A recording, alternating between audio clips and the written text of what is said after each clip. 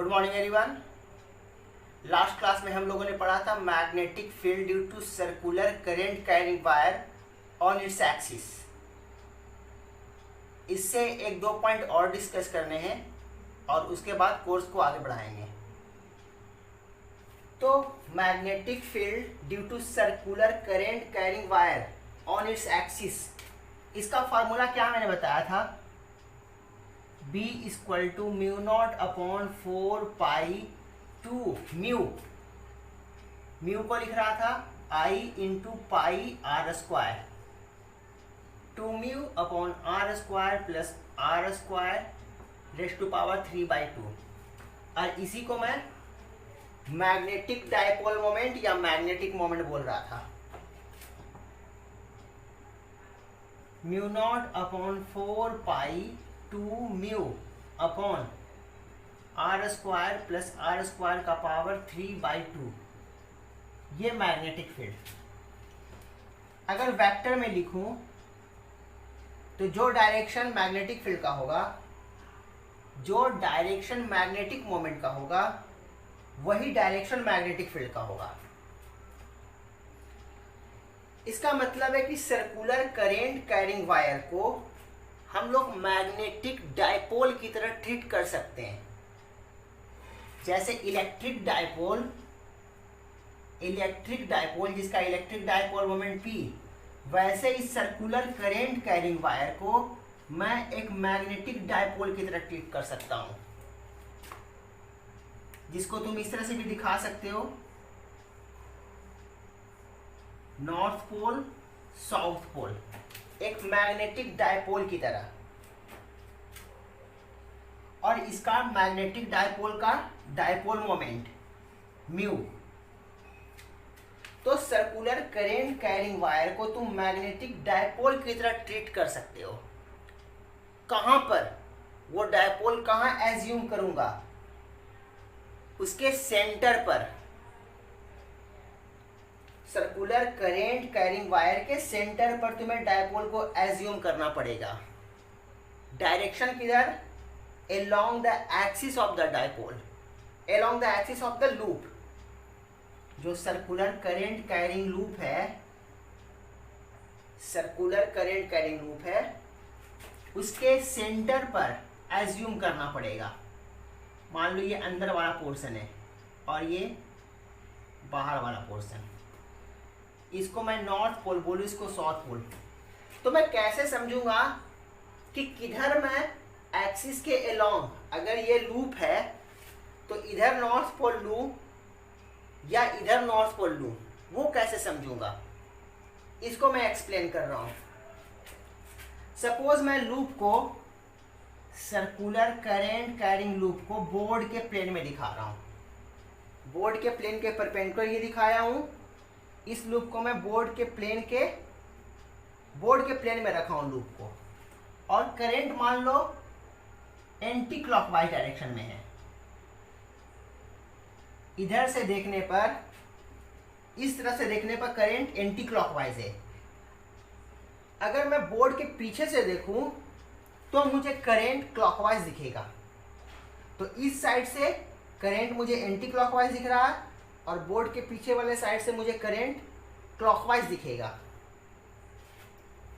तो याद करो कि अगर इस साइड से देखने पर, अगर मैं लूप को बोर्ड के प्लेन के परपेंडिकुलर रखूं, ये वाला पोर्शन बाहर वाला पोर्शन है और ये अंदर, अगर मैं करंट का डायरेक्शन ये देखूं, यानी कि करंट ये है, इधर से देखने पर एंटी क्लॉकवाइज। तो याद करो इस केस में मैग्नेटिक फील्ड जो दिखाया था मैंने, यही दिखाया था किसी पॉइंट पर, एक्सिस पर।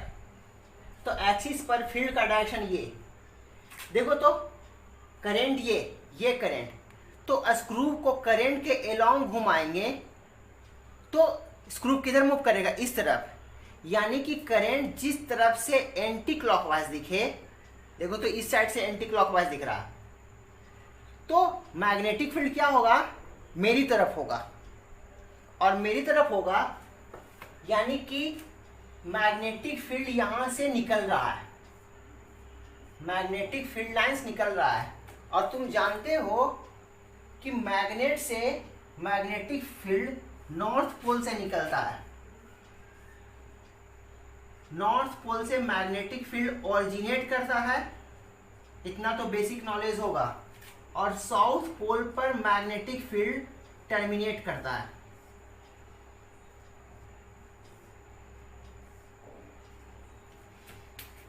और तुम्हें आगे सिखाया जाएगा कि जो ये नॉर्थ पोल से निकलता है, जो ये नॉर्थ पोल से मैग्नेटिक लाइंस निकलता है, वही साउथ पोल पर टर्मिनेट करता है। जो नॉर्थ पोल से निकलता है वही साउथ पोल पर टर्मिनेट करता है। तो magnetic field lines north pole से ओरिजिनेट करता है और साउथ पोल पर टर्मिनेट करता है। तो इसके अकॉर्डिंग करंट जब एंटी क्लॉकवाइज हो तो मैग्नेटिक फील्ड इस तरफ होगा, और अगर क्लॉकवाइज करंट हो तो मैग्नेटिक फील्ड उस तरफ होगा। तो मैं कह सकता हूं कि अगर एंटी क्लॉकवाइज करंट है इस तरफ से देखने पर, मेरी तरफ से, इसका मतलब है कि मैग्नेटिक फील्ड लाइंस ऐसा रहा होगा, और ऐसे रहने का मतलब नॉर्थ पोल इस साइड रहा होगा। अगर मैं इसको मैग्नेटिक डायपोल की तरह ट्रीट करूं तो वो मैग्नेटिक डायपोल का नॉर्थ पोल इधर होगा और साउथ पोल इधर होगा। अब इसको तुम ऐसे भी समझ सकते हो कि जिस तरफ से करंट एंटी क्लॉकवाइज दिख रहा हो, ध्यान दो, ये देखो तो करंट एंटी क्लॉकवाइज है मेरी तरफ से देखने पर। जिस तरफ से करंट एंटी क्लॉकवाइज दिखे उधर वाला हम लोग डायपोल का नॉर्थ पोल की तरह ट्रीट करते हैं। देख लो, डायरेक्शन को मैच कर रहा है, नॉर्थ बनाया तो डायरेक्शन, करंट के डायरेक्शन को मैच कर रहा है। तो जिस तरफ से मुझे करंट एंटी क्लॉकवाइज दिखे वो मैग्नेटिक डायपोल का उस साइड वाला नॉर्थ पोल की तरह ट्रीट करते हैं, और जिस तरफ से क्लॉकवाइज दिखे उसको साउथ पोल की तरह ट्रीट करेंगे मैग्नेटिक डायपोल का।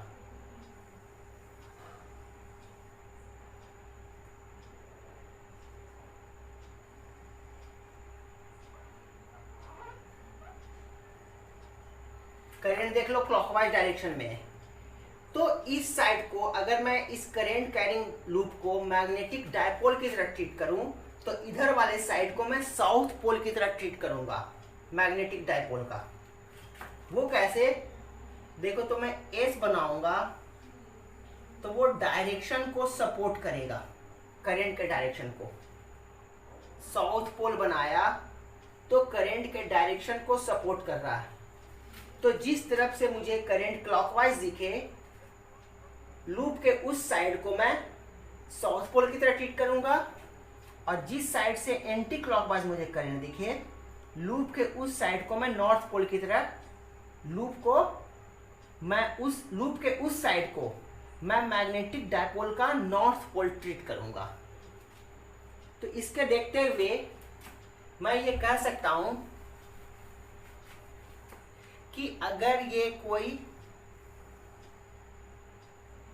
करंट कैरिंग लूप है, ये वाला पोर्शन जो दिख रहा है ये आउटर पोर्शन को रिप्रेजेंट कर रहा है लूप के,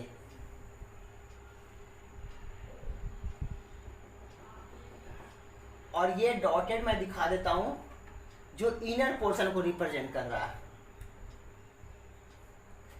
तो मैं अगर ये कहूं कि करंट का डायरेक्शन ये है, करंट का डायरेक्शन ये है, मतलब मेरी तरफ से देखने पर एंटी क्लॉकवाइज, तो मैं इस करंट कैरिंग लूप को एक मैग्नेटिक डायपोल की तरह ट्रीट कर सकता हूं, और उस डायपोल को कहां रखूंगा, लूप के सेंटर पर, किधर, अलोंग द एक्सिस।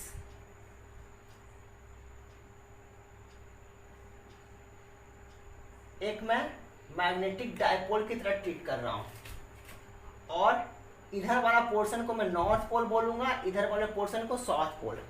अब मान लो ये सेंटर है, तो मैं इधर वाला पोर्शन को मैं अंदर की तरफ दिखाता हूं, ये वाला पोर्शन तो बाहर की तरफ दिख रहा है, ये वाला पोर्शन को मैं अंदर की तरफ दिखाता हूँ। तो उसको दिखाने का तरीका है कि मैं इस तरह से एज्यूम कर रहा हूँ, ये सेंटर को रिप्रेजेंट कर रहा है, नॉर्थ पोल साउथ पोल। तो मैं सर्कुलर करेंट कैरिंग वायर को मैग्नेटिक डायपोल की तरह ट्रीट कर सकता हूं और वो डायपोल उसके सेंटर पर रखूंगा, एज्यूम करूंगा किधर, along the axis. North pole किधर रखूंगा, उस तरफ रखूंगा जिधर से करंट मुझे एंटी क्लॉकवाइज दिखे। साउथ पोल किधर रखूंगा, उस तरफ रखूंगा जिधर से मुझे करंट क्लॉकवाइज दिखे, जो कि मैं यहां एक्सप्लेन कर दिया हूं।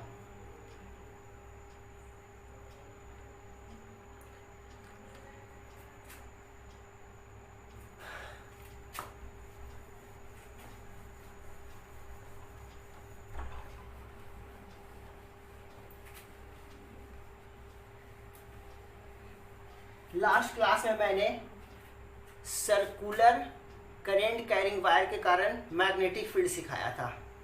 एक दो क्वेश्चन मैं और सिखा रहा हूं। सपोज वायर कुछ इस तरह से रहे,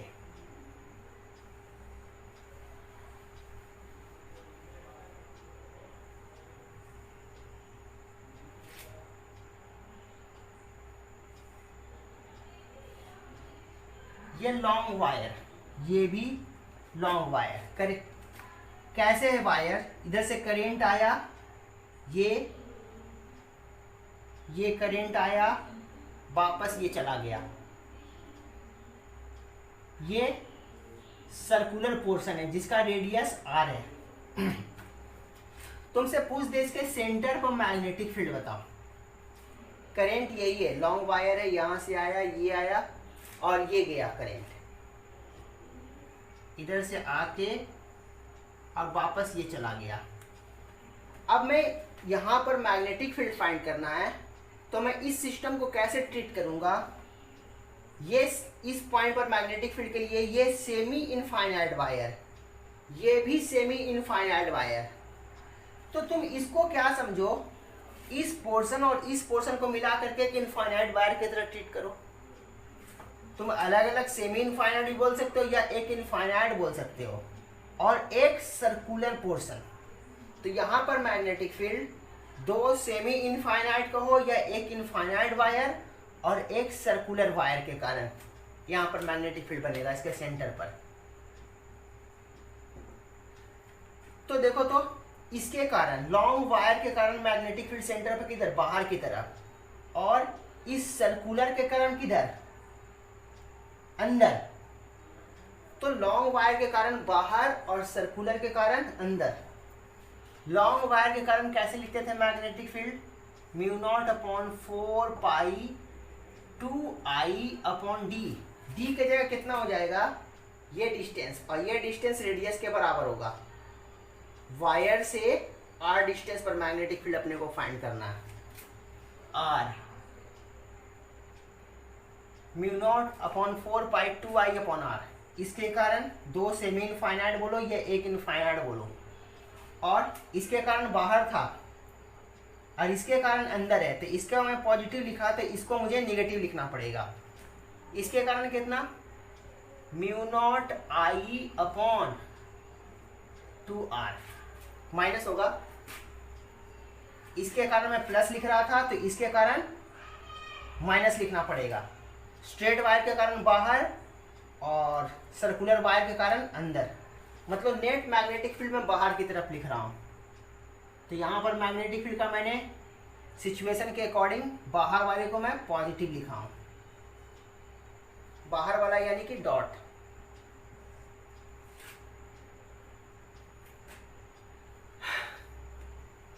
तो ये मैग्नेटिक फील्ड होगा इस सेक्शन के कारण। अब अगर सिस्टम ऐसे ना देख करके थोड़ा सा डायग्राम में चेंजिंग करे, वो कैसा चेंजिंग करेगा,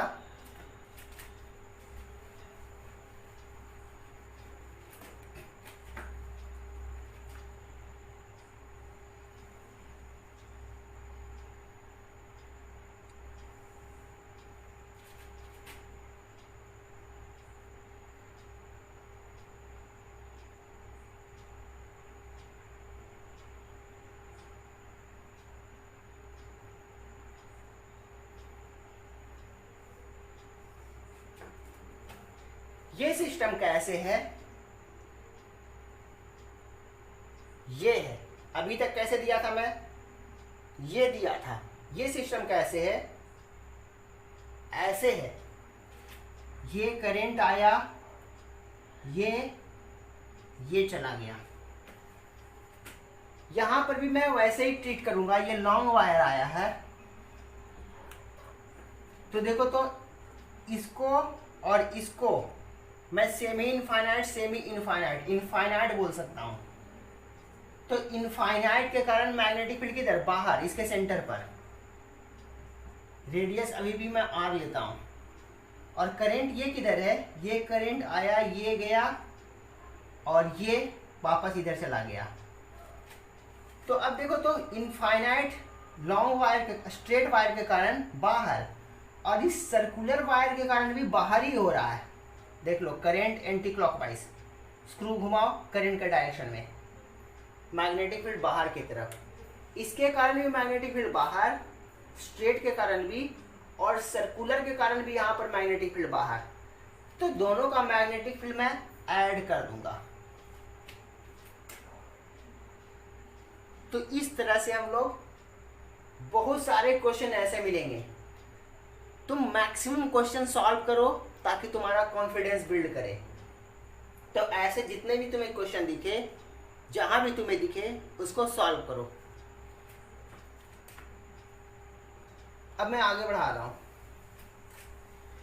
अब मैं नया हेडिंग करने वाला हूं। अब हम लोग सीखने वाले हैं दो पैरेलल करंट कैरिंग वायर के बीच का फोर्स। दो पैरेलल करंट कैरिंग वायर एक दूसरे पर फोर्स लगाता है। वो फोर्स अट्रैक्टिव भी हो सकता है और रिपल्सिव भी हो सकता है। वो डिपेंड करता है कि दोनों वायर में करंट का डायरेक्शन सेम है, पैरेलल है या एंटी पैरेलल है। तो मैं एक्सप्लेन कर रहा हूं, हेडिंग लिख रहा हूं, force between two parallel wire, two long लिखता हूं मैं, two long parallel current carrying wire, current force between two long parallel current carrying wire।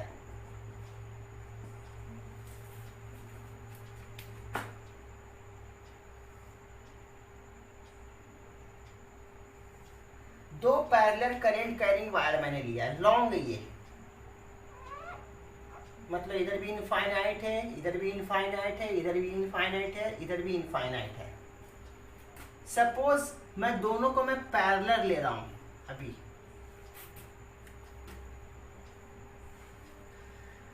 इसमें करंट मैं I1 लेता हूं और इसमें करंट मैं I2 लेता हूं। अब मैं चेक करना चाहता हूं कि दोनों वायर एक दूसरे को अट्रैक्ट कर रहा है या रिपेल कर रहा है। तो मैं कैसे एक्सप्लेन करूंगा, मैं कह सकता हूं कि इस वायर में जो करंट है वो मैग्नेटिक फील्ड प्रोड्यूस कर रहा है अपने रीजन ऑफ स्पेस में। इसके कारण मैग्नेटिक फील्ड इधर भी है, इधर भी है। तो मैं कह सकता हूं कि इस वायर के मैग्नेटिक फील्ड में ये वायर है, करंट कैरिंग वायर। या वैसे भी मैं इसके लिए भी कह सकता हूं कि इस करंट कैरिंग वायर के कारण जो मैग्नेटिक फील्ड प्रोड्यूस हो रहा है, उस मैग्नेटिक फील्ड में ये करंट कैरिंग वायर है। तो दोनों करंट कैरिंग वायर एक दूसरे के मैग्नेटिक फील्ड में है। इसके मैग्नेटिक इस वायर के कारण, इस करंट कैरिंग वायर के कारण, ये current carrying wire magnetic field में है।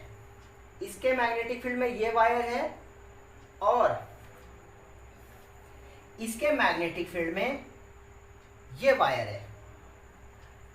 तो जाहिर है करंट कैरिंग वायर अगर मैग्नेटिक फील्ड में हो तो उस करंट कैरिंग वायर पर मैग्नेटिक फोर्स लगता है। तो मैं सबसे पहले चेक करना चाहता हूं, इस पर फोर्स चेक करना चाहता हूं।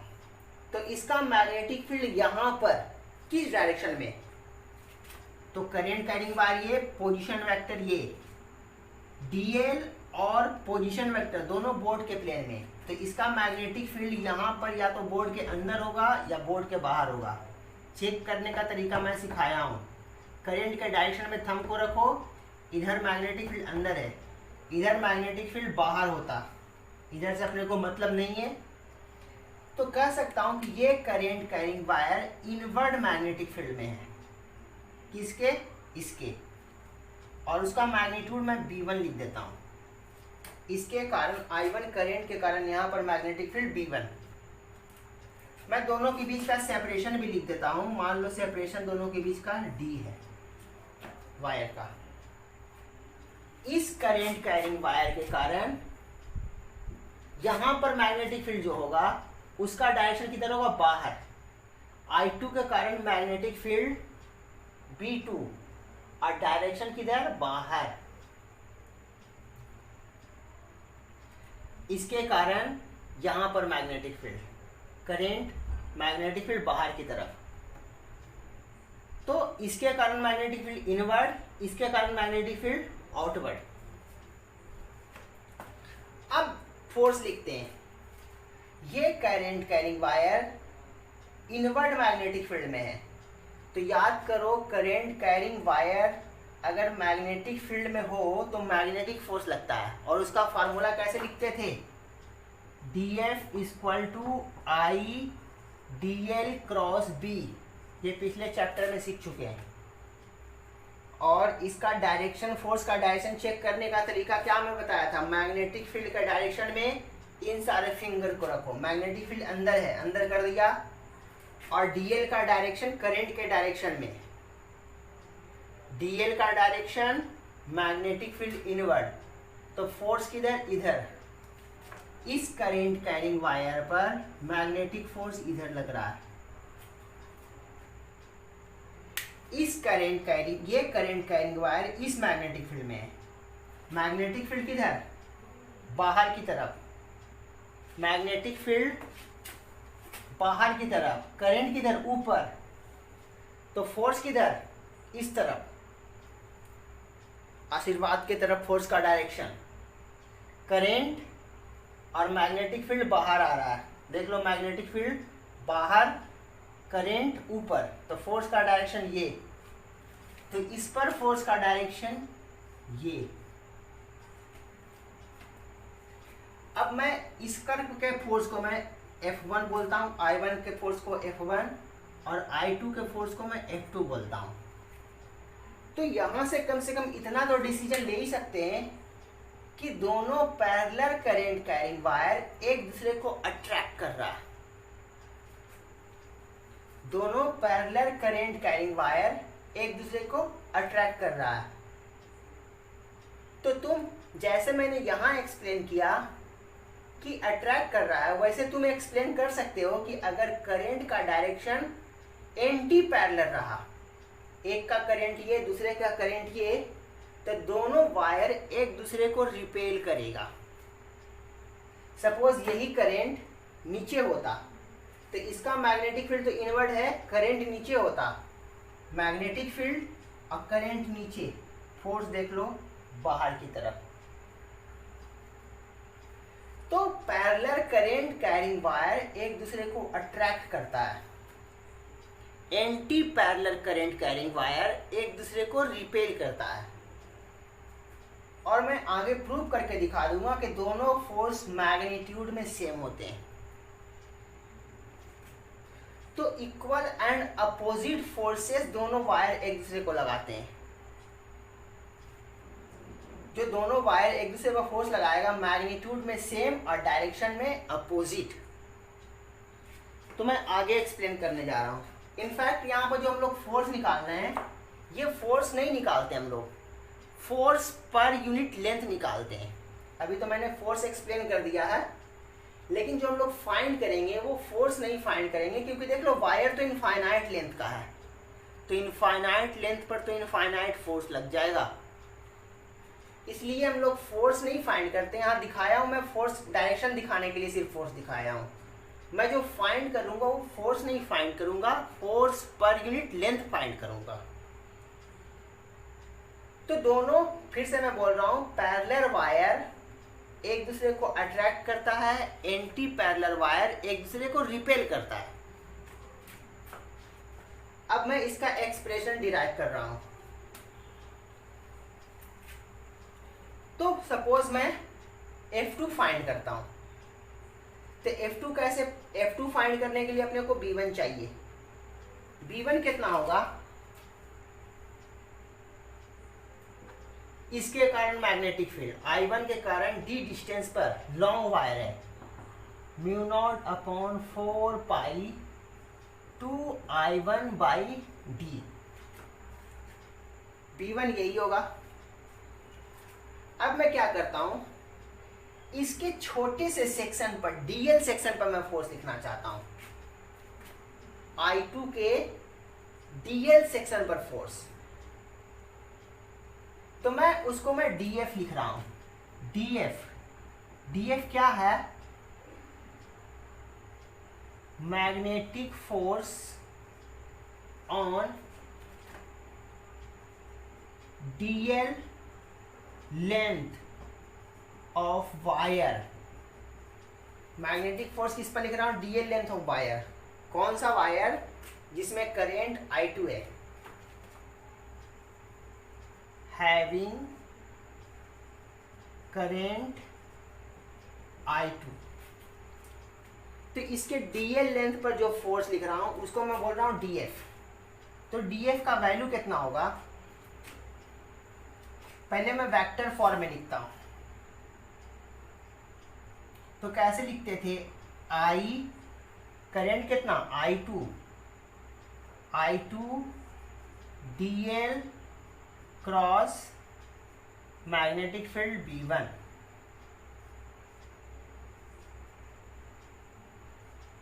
अब मैं यहां से फोर्स का मैग्नीट्यूड लिखूंगा। फोर्स का मैग्नीट्यूड लिखूंगा तो कितना हो जाएगा,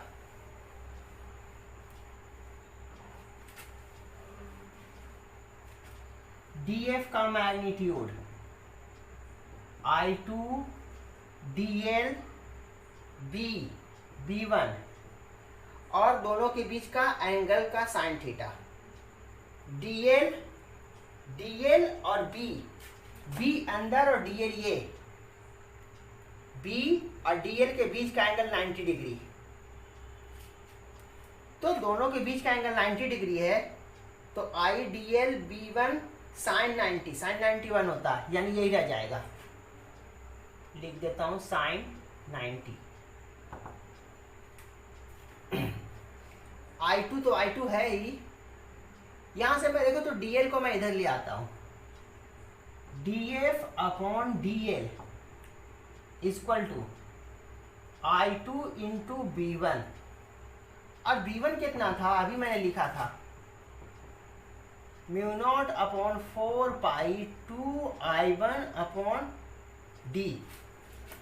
तो यहां से क्या बनेगा formula, mu naught upon 4 pi 2I1 I2 upon D, DF upon DL। देख लो फोर्स पर यूनिट लेंथ। अगर मैं इस पर फोर्स लिखता तो इसका मैग्नेटिक फील्ड लिखता तो B2 लिखता, और करंट कितना होता I1। इस पर फोर्स लिख रहा होता F1 लिख रहा होता, तो करंट I1 और magnetic field B2, I1 B2। अब B2 में यहाँ पर I1 के जगह I2 हो जाता और यहाँ पर I2 के जगह I1 था। तो magnetic force per unit length में कोई चेंजिंग नहीं होता, चाहे इस पर फोर्स लिखो या इस पर फोर्स लिखो। इस पर फोर्स लिखते तो I1 और I2 एक दूसरे से एक्सचेंज हो जाता, बस इतना ही फर्क होता, फाइनली रिजल्ट वही आता। तो देख लो, दो पैरेलल करंट कैरिंग वायर के बीच में फोर्स नहीं लिख रहा, फोर्स पर यूनिट लेंथ लिख रहा हूं, मतलब यूनिट लेंथ पर फोर्स। इसके कारण इसके यूनिट लेंथ पर फोर्स या इसके कारण इस पर यूनिट लेंथ फोर्स। तो यूनिट लेंथ वायर के यूनिट लेंथ पर जो फोर्स लग रहा है उसका फार्मूला देख लो, long straight current carrying wire जैसा ही है, लेकिन I ना होकर के I1 I2 है। तो ये फोर्स पर यूनिट लेंथ याद रखना भी बहुत इजी है, mu naught upon 4 pi 2 I1 I2 अपॉन डी, जहाँ डी दोनों वायर के बीच का सेपरेशन। अब यहां से भी बहुत सारे क्वेश्चन आते हैं। कैसे कैसे क्वेश्चन आ सकते हैं?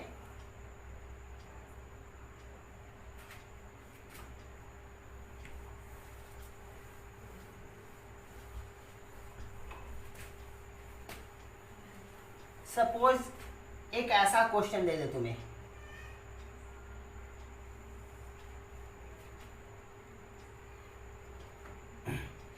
ये long straight current carrying wire है, ये long straight current carrying wire है जिसमें करंट मान लो I1 है, इसमें करंट I2 है। देख लो anti parallel current carrying wire है, ये वायर नीचे है और ये वायर जस्ट उसके ऊपर है इस तरह से। तो देखो तो ये वायर इस वायर को क्या कर रहा होगा, रिपेल कर रहा होगा। अभी मैंने एक्सप्लेन किया कि पैरेलल वायर अट्रैक्ट करता है और एंटी पैरेलल वायर रिपेल करता है।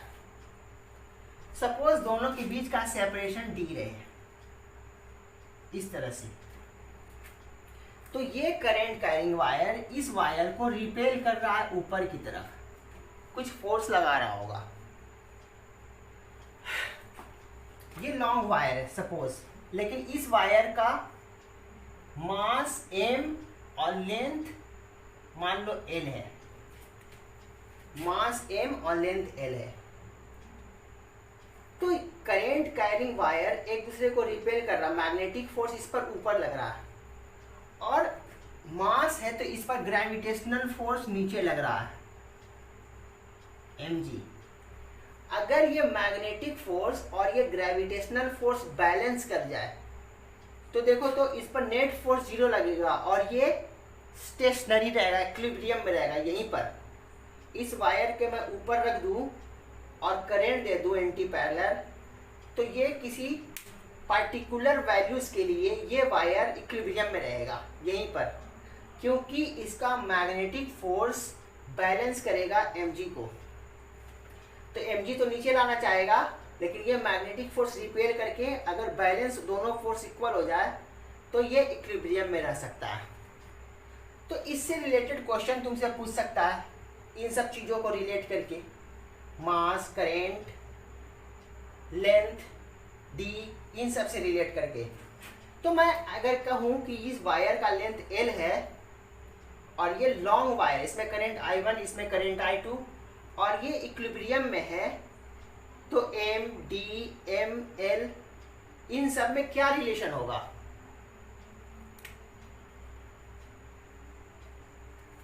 इन सब में रिलेशन अपने को फाइंड करना, I1, I2, m, d, l में। तो मैं कह रहा हूं कि अगर ये इक्विलिब्रियम में है, for the equilibrium of wire, if magnetic force is equal to gravitational force, magnetic force मैं इस साइड लिखता हूं, magnetic force equal to gravitational force equal to magnetic force. Magnetic force मैं इस पर कैसे लिखूंगा? याद करो dF अपॉन dl अपने को आता है लिखने,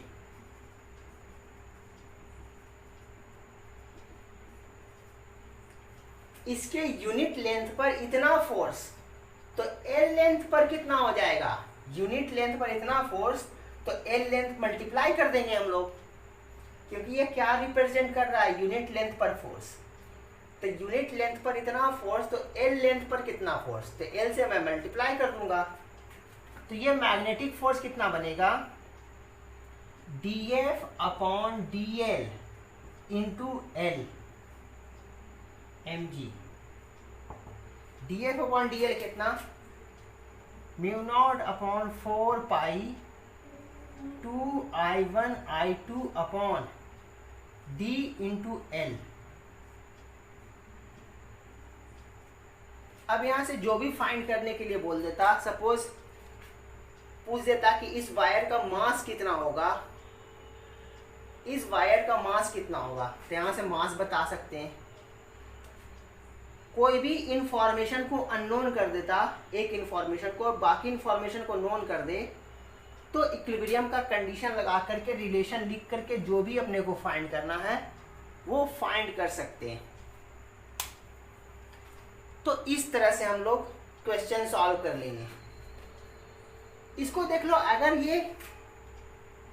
ये भी इनफाइनाइट लेंथ का होता तब भी हम लोग रिलेशन लिख सकते थे। ये तो एल लेंथ फिक्स लेंथ है, ये भी इनफाइनाइट लेंथ का होता तो हम लोग कैसे लिखते? इस वायर का मास तब नहीं देता आपको, अगर इनफाइनाइट लेंथ का होता, इसका लीनियर मास डेंसिटी देता, लीनियर मास डेंसिटी। तो मान लो मैं एल लेंथ पर फोर्स लिखता, इसके एल लेंथ पर फोर्स, तो यही चीज रिलेशन लिखता ना। अब मैं देखो तो इस मास, इस लेंथ को मैं यहां ले आऊं एल, तो मास पर यूनिट लेंथ इस वायर का, जिसको मैं लैम्डा लिख सकता हूं। तो अगर ये इनफाइनाइट वायर होता तो इसका मास ना देकर के इसका लैम्डा देता, लीनियर मास डेंसिटी। तो यहां से मैं रिलेट कर सकता हूं, यहां से देख लो, ये क्या बोल सकता हूं, lambda g equal to mu naught upon 4 pi 2 I1 I2 अपॉन डी। तो इस तरह से क्वेश्चन तुम्हें आ सकते हैं, इससे रिलेटेड क्वेश्चन इस टाइप का। अब हम लोग करेंगे एम्पियर्स लॉ।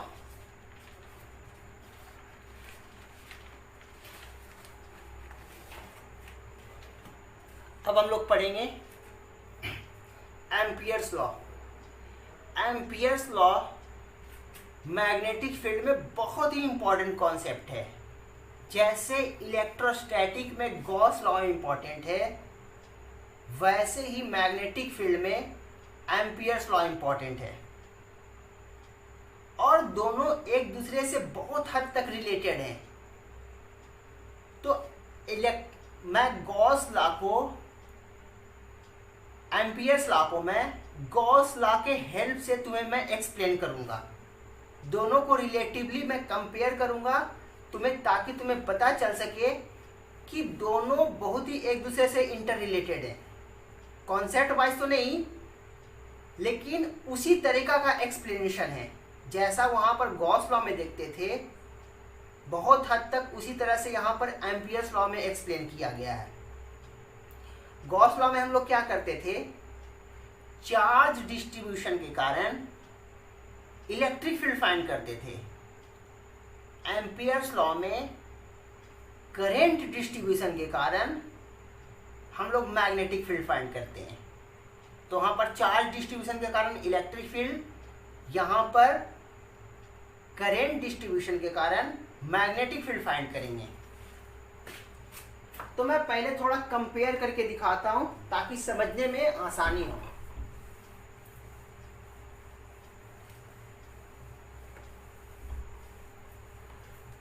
हम लोग पढ़ने वाले हैं क्या, एम्पियर्स लॉ। बहुत ही इंपॉर्टेंट है, बहुत अच्छे से ये आना चाहिए तुम्हें।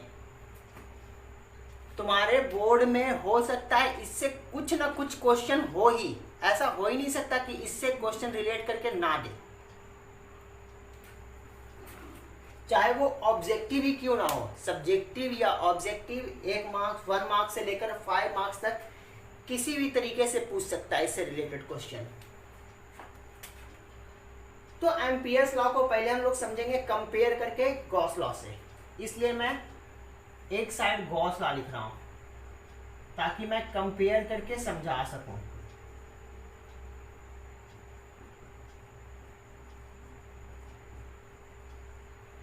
गॉस लॉ में हम लोग क्या करते थे, चार्ज डिस्ट्रीब्यूशन के कारण मैग्नेटिक फील्ड, चार्ज डिस्ट्रीब्यूशन के कारण इलेक्ट्रिक फील्ड फाइंड करते थे। तो मैं वही लिखने जा रहा हूं, electric field is calculated by charge distribution.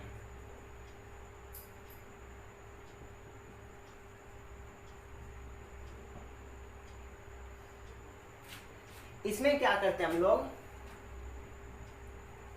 magnetic field is calculated by current distribution। कैसे करते थे हम लोग, याद करो, by assuming close surface. Charge को किसी क्लोज सरफेस से एनक्लोज करते थे और उस क्लोज सरफेस को हम लोग बोलते थे closed Gaussian surface. Close surface को क्या बोलते थे हम लोग, Gaussian surface. Electric field find करते थे कैसे, by taking a closed surface,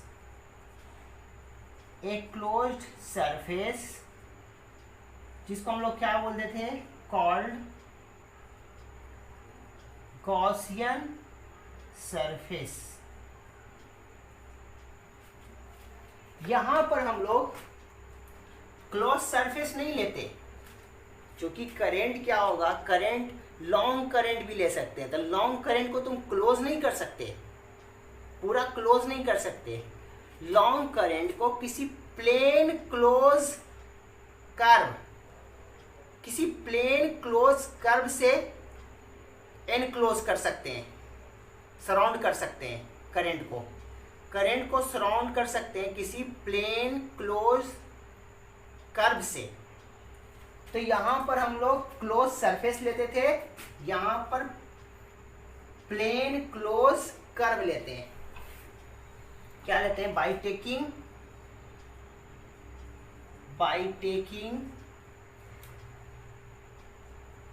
plane closed curve, जिसको पीसीसी भी लिख सकते हैं, प्लेन क्लोज्ड कर्व,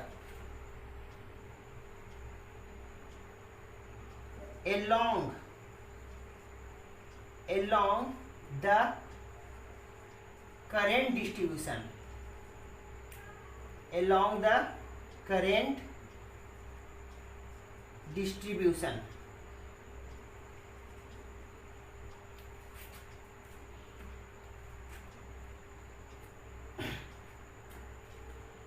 along नहीं, around बोलेंगे, along नहीं,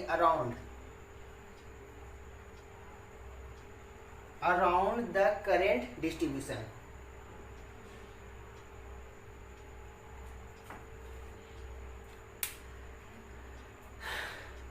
अब याद करो, क्लोज सरफेस के अंदर जो चार्ज लेते थे, पॉजिटिव को पॉजिटिव चार्ज लेते थे और नेगेटिव चार्ज को नेगेटिव चार्ज, जिसको अलजेब्रिक सम ऑफ चार्जेस बोलते थे। यहां पर भी पॉजिटिव करंट और नेगेटिव करंट, नेट चार्ज बोलते थे, नेट चार्ज में पॉजिटिव चार्ज और नेगेटिव चार्ज दोनों होता था। यहाँ पर बोलेंगे नेट करंट, तो नेट करंट में पॉजिटिव करंट भी होगा, नेगेटिव करंट भी होगा। अब हम लोग पॉजिटिव करंट कैसे समझेंगे, नेगेटिव करंट कैसे समझेंगे, तो पहले मैं इसको फार्मूला लिख देता था। इसमें फार्मूला हम लोग कैसे लिखते थे, गॉस लॉ में 2 पॉइंट मैंने डिस्कस किया। इसका एप्लीकेशन कैसे करते थे, फार्मूला से याद करो, E.ds का इंटीग्रेशन, इसको बोलते हैं E.ds को electric flux through close surface. इसका मतलब क्लोज सरफेस, याद करो। तो इस पूरे इक्वेशन को क्या बोलते हैं, मैथमेटिकल रिप्रेजेंटेशन को, electric flux through close surface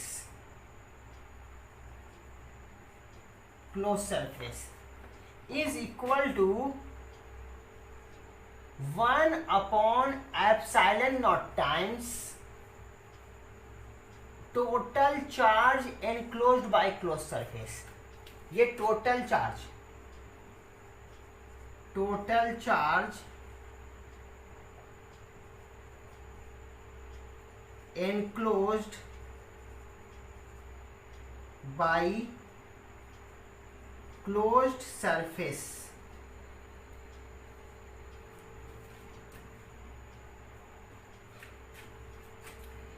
इसमें क्या लिखते हैं, गॉस लॉ का मैथमेटिकल रिप्रेजेंटेशन ये है जो कि पहले से सिखाया हूं।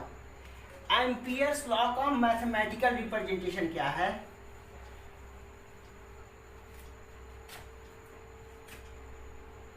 B डॉट dl, यहां पर एरिया और यहां पर डिस्टेंस, क्योंकि यहां पर क्लोज सरफेस लेते थे, यहां पर क्लोज लूप लेते हैं डिस्टेंस, इसलिए इसको dl, B डॉट dl का इंटीग्रेशन उसी तरह से यहां पर क्लोज सरफेस को रिप्रेजेंट करता है और ये किसको रिप्रेजेंट कर रहा है, plane close loop. Electric flux, ये इलेक्ट्रिक फ्लक्स है, इसको मैग्नेटिक फ्लक्स नहीं बोलते क्योंकि ये एरिया नहीं है, ये लेंथ है, इसको बोलते हैं line integral. B dot d l को क्या बोलते हैं, line integral, line integral B dot d l को, या और भी चीज लाइन इंटीग्रल ना बोल करके सर्कुलेशन ऑफ मैग्नेटिक फील्ड भी बोलते हैं, लाइन इंटीग्रल और circulation of resultant magnetic field, resultant magnetic field. इस चीज को क्या पढ़ते हैं हम लोग, लाइन इंटीग्रल और circulation of resultant magnetic field. Along, along किसके एलोंग लिखा है मैंने, यहां पर क्लोज सरफेस और यहां पर एलोंग प्लेन क्लोज्ड कर्व। इस पूरे रिप्रेजेंटेशन को, मैथमेटिकली रिप्रेजेंटेशन को लैंग्वेज में कैसे बोलते हैं, लाइन इंटीग्रल, और तुम लाइन इंटीग्रल बोलो या सर्कुलेशन बोलो, लाइन इंटीग्रल और circulation of resultant magnetic field, किसके along, plane closed curve.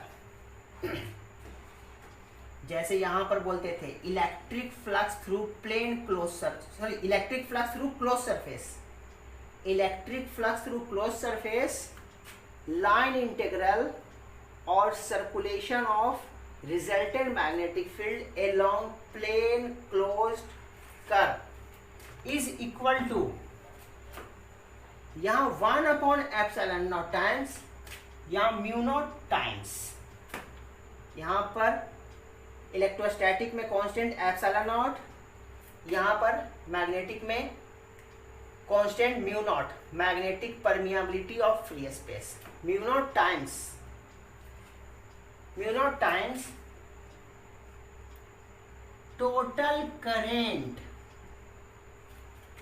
Total current along plane closed curve. ये क्या है, total current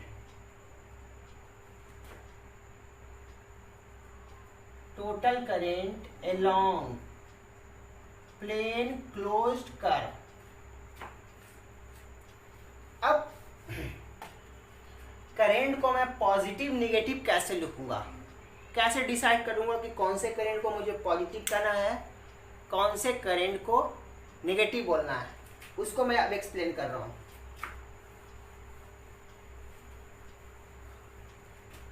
how to decide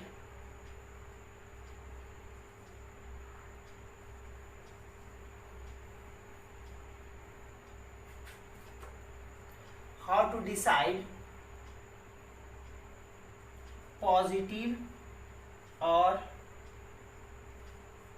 negative negative current.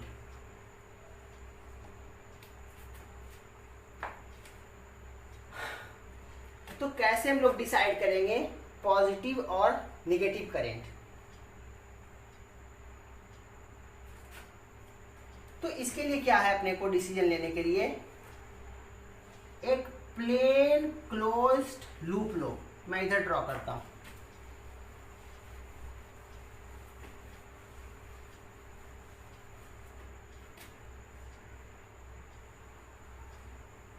एक प्लेन क्लोज लूप लो या plane close curve, plane close curve. इस curve को एक डायरेक्शन दो, पॉजिटिव साइड और निगेटिव साइड। कैसे? By putting arrow. इस पर एरो लगा करके, मान लो मैंने एरो ये दे दिया, मतलब लूप का डायरेक्शन स्क्रू से देखो तो स्क्रू से स्क्रू किधर जा रहा है, ये कैसे घुमाऊंगा स्क्रू को, यही है। तो स्क्रू एंटी क्लॉकवाइज में घुमाओ, किधर आएगा? बाहर। मतलब इस लूप का पॉजिटिव साइड ये है और नेगेटिव साइड ये अंदर की तरफ है। अगर मैं लूप को एरो क्लॉकवाइज डायरेक्शन में दूं तो इस लूप का पॉजिटिव साइड अब अंदर की तरफ होगा। कैसे? देखो तो स्क्रू को घुमाऊंगा तो स्क्रू किधर जाएगा? अंदर की तरफ जाएगा, क्लॉकवाइज घुमाऊंगा तो। मतलब अंदर पॉजिटिव और बाहर नेगेटिव। तो इस प्लेन क्लोज कर्व को एक एरो देकर के इसका पॉजिटिव और नेगेटिव साइड डिसाइड करो। वही मैं लैंग्वेज में लिख देता हूं। Assign by using thumb rule. Thumb rule से कह सकते हो, ज्यादा बेहतर है स्क्रू रूल से देखो। By using right hand, hand हमेशा राइट यूज करना है। By using right hand screw rule, by using right hand screw rule,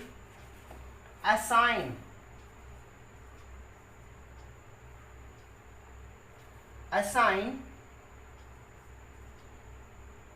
the positive or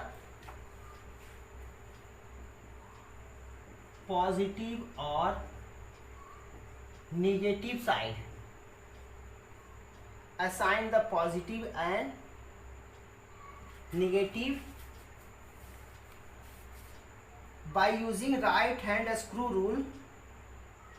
Find, assign नहीं, by using right hand screw rule find positive or negative side of the loop by assigning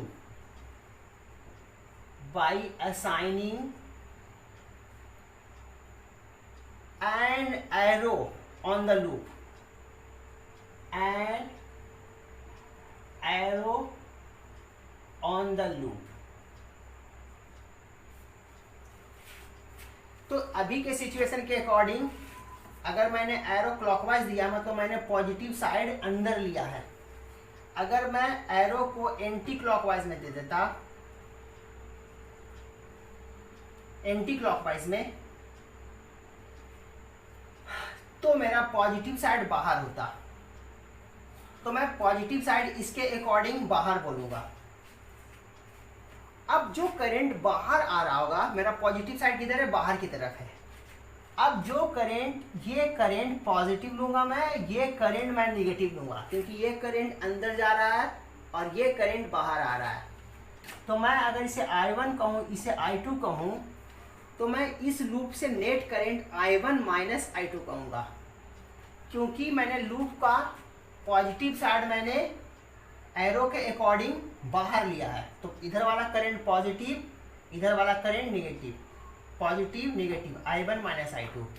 अगर मैं loop का direction ये दिया होता तो मेरा positive side अंदर रहता, तो मेरा नेट करंट कितना बनता, I2 माइनस I1। ये पॉजिटिव करंट, ये नेगेटिव करंट, क्योंकि ये करंट बाहर आ रहा है, तो बाहर वाला करंट नेगेटिव, अंदर वाला करंट पॉजिटिव, क्योंकि मेरा पॉजिटिव साइड किधर है, इसके अकॉर्डिंग अंदर है। तो अभी के अनुसार net current I2 minus I1। तो इस तरह से हम लोग नेट करंट डिसाइड करेंगे। तो देखा जाए तो मैंने पूरा एम्पियर्स लॉ ही एक्सप्लेन कर दिया। अभी मैं कंपेयर करके लिख रहा था, अब मैं फाइनली एम्पियर्स लॉ का स्टेटमेंट लिखता हूं, और स्टेटमेंट लिख करके जो मैथमेटिकली यहाँ मैंने बोला है यही मैं स्टेटमेंट लिखूंगा, फिर ये मैथमेटिकल फॉर्मेट लिखूंगा। अब मैं एम्पियर्स लॉ को फाइनली करने जा रहा हूं। स्टेटमेंट एम्पियर्स लॉ का,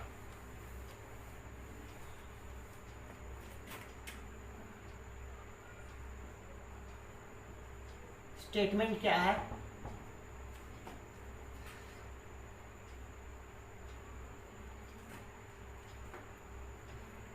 the line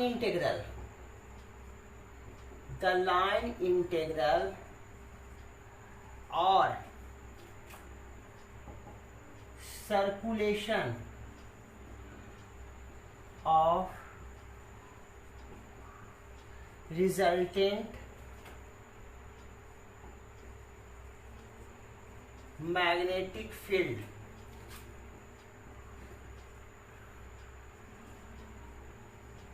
along a plane closed curve is mu naught times is equal to भी लिख सकते हैं, is equal to mu naught times total current along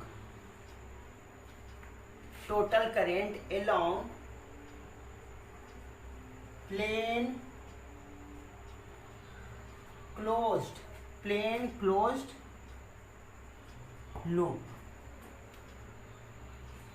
जो मैंने स्टेटमेंट लिखा है, द लाइन इंटीग्रल और circulation of resultant magnetic field along a plane closed curve, इसको मैथमेटिक्स में कैसे लिखते हैं, ये is equal to mu naught times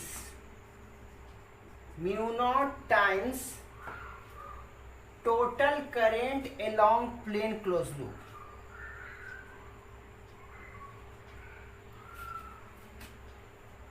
statement उसका मैथमेटिकल फॉर्मेट, यही एम्पियर्स लॉ है। अब इसी के बेसिस पर हम लोग इसका एप्लीकेशन करके, इस फार्मूला का एप्लीकेशन करके, एम्पियर्स लॉ के एप्लीकेशन से मैग्नेटिक फील्ड फाइंड करके मैं दिखाऊंगा। लेकिन जो मैंने मैथमेटिकल जो स्टेटमेंट लिखा है, इसको मैं एक सिचुएशन से, जनरल सिचुएशन से इसको मैं दिखाता हूं डायग्राम से।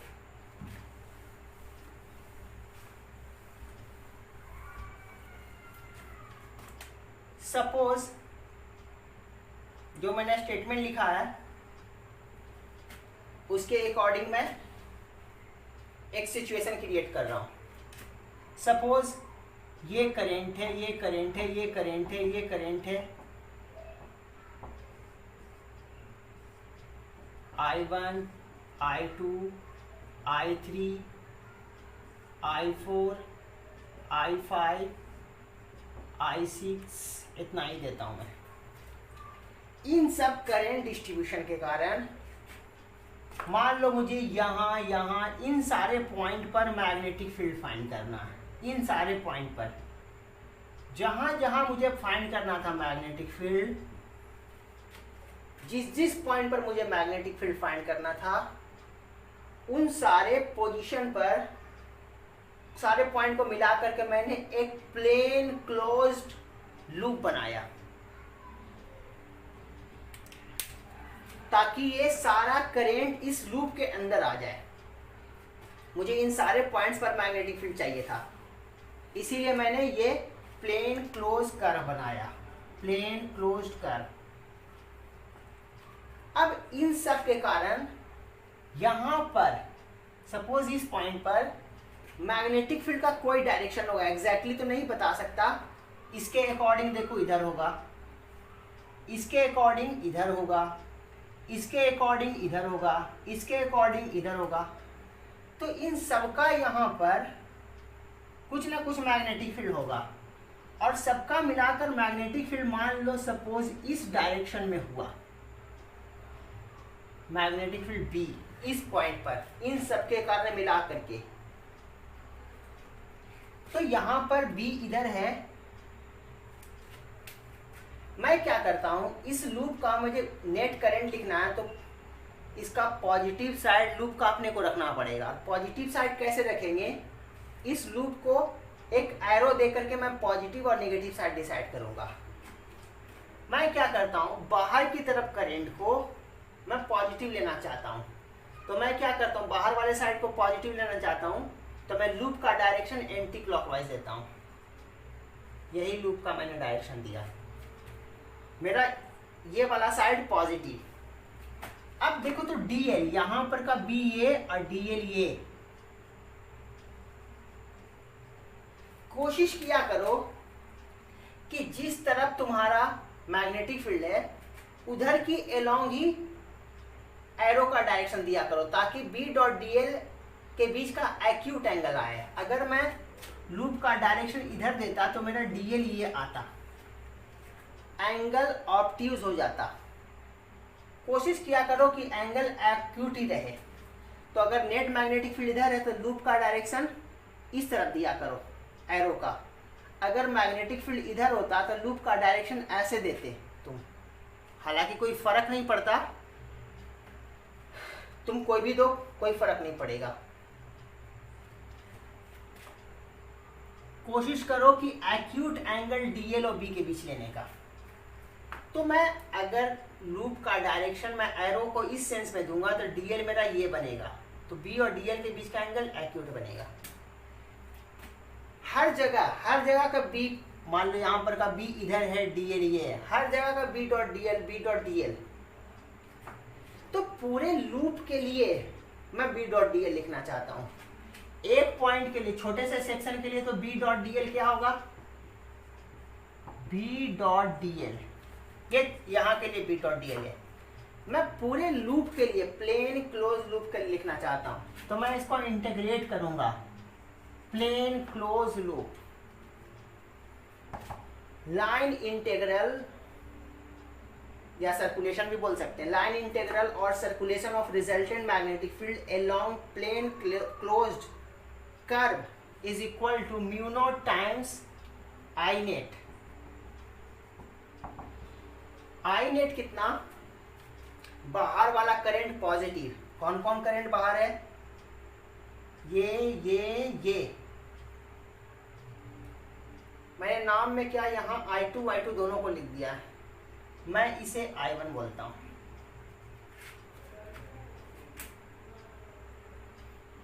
तो बाहर वाला करंट कौन कौन है, I1, I3, I4, ये सब पॉजिटिव लिखूंगा, ये सब निगेटिव लिखूंगा। कितना लिखूं मैं, आई नेट में I1 plus I3 plus I5 minus I2 minus I4 minus I6 net current. तो इस तरह से हम लोग एम्पियर्स लॉ का फॉर्मूला लिखेंगे।